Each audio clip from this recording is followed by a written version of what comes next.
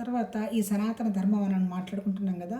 ఈ సనాతన ధర్మంలో ఈ ఉపనిషత్తులు రాసినారన్న కదా. ఈ ఉపనిషత్తుల సారం అంతా కలిపి 4 వేదాలుగా డివైడ్ చేశారు. ఏంటి? యజుర్వేదం, ఋగ్వేదం, అధర్వణ వేదం, సామవేదం. వీటిలోనే ఏం చెప్పారు అంటే ఏంటి? ఇంత చెప్పింది ఏంటి? మనిషి, ఇప్పుడు మనిషి ఉంది కదా, మనిషి ఉన్నాము, ప్రాణం ఉంది, ప్రాణంతో పాటు శరీరం ఉంది, వీటికి ఒక మనసు ఉంది.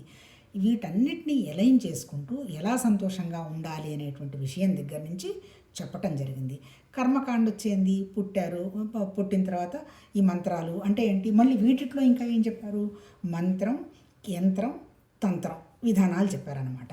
ఇప్పుడు మంత్రం అంటే ఏంటి? ఆ ఋషులు వాళ్ళు దర్శించి ఇదిగో ఈ అక్షరం వల్ల మాకేదో దానివల్ల ఒక శక్తి కనపడుతుంది అనేటువంటి భావం వచ్చిందనుకో, అది ఒక మంత్రంగా అయింది. మంత్రం అంటే ఏం లేదు, ఒక పాజిటివ్ వర్డ్ అంతే. కాకపోతే ఏంటి, ఇప్పుడు ఈ 4 వేదాలు ఉన్నాయి కదా, ఈ 4 వేదం అంటే ఏంటి? ఇంకా మళ్ళీ మనం చెప్పాలంటే వేదం అంటే జస్ట్ టు నో అని అర్థం, అంటే తెలుసుకోవటం వేదం. లాస్ట్లో రాసినవి ఏంటి? ఉపనిషత్తులు. ఉపనిషత్తులు అంటే జ్ఞానం అనమాట. అప్పుడే దాన్ని ఏమన్నారు వాళ్ళు? వేదాంతం అన్నారు.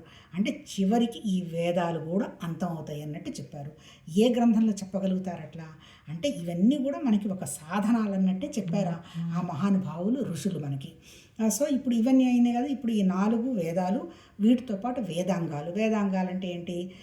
తర్కము, న్యాయశాస్త్రము, ఇవన్నీ ఒక 6 వేదాంగాలు అంటారు. ఇవి కాక ఒక 18 అష్టాదశ పురాణాలు రాశాడు. ఎవరు రాశారు? ఇవన్నీ రాసింది మళ్ళీ వ్యాసుడే. వ్యాసుడు భాగవతం కూడా రాశారు. అంటే వాళ్ళు చెప్పదలుచుకున్నది ఏంటి?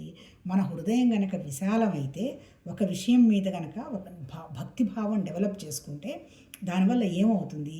మన మానసిక శక్తి పెరిగి మనసు నిశ్చలంగా ఉండి మనం ఏం చేస్తున్నా భగవతత్వం పనిలాగా అయిపోతుంది అనేటువంటిది వాళ్ళు చెప్పినటువంటి విధానం. అంటే జీవన విధానం అంటే ఏంటి?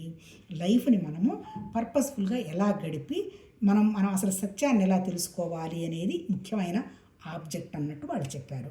ఇవన్నీ కూడా ఏంటి మరి? ఇప్పుడు అంత దూరం ఎన్ని చెప్పావు కదయ్యా అంటే, ఉపనిషత్తుల్లో ఏంటి అల్టిమేట్ ఏం చెప్పాడు? ఏమీ లేదమ్మా, ఇదంతా ఏం లేదు, ఉన్నదంతా ఒకటే, ఒక పరమాత్మ తత్వం.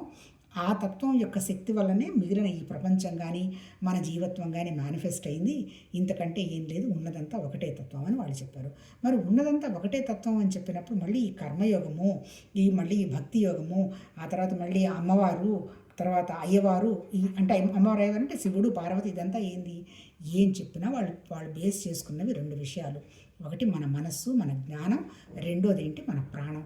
ఈ 2 అయినప్పుడు మన శరీరం ద్వారా జరిగేటువంటి ఒక వ్యక్తమైనటువంటి ఒక పని ఎట్లా జరుగుతుంది అనే పాయింట్ మీదే చెప్పారు. అంటే ఏంటి? అది మెయిన్ అనమాట జీవన విధానం అంటే.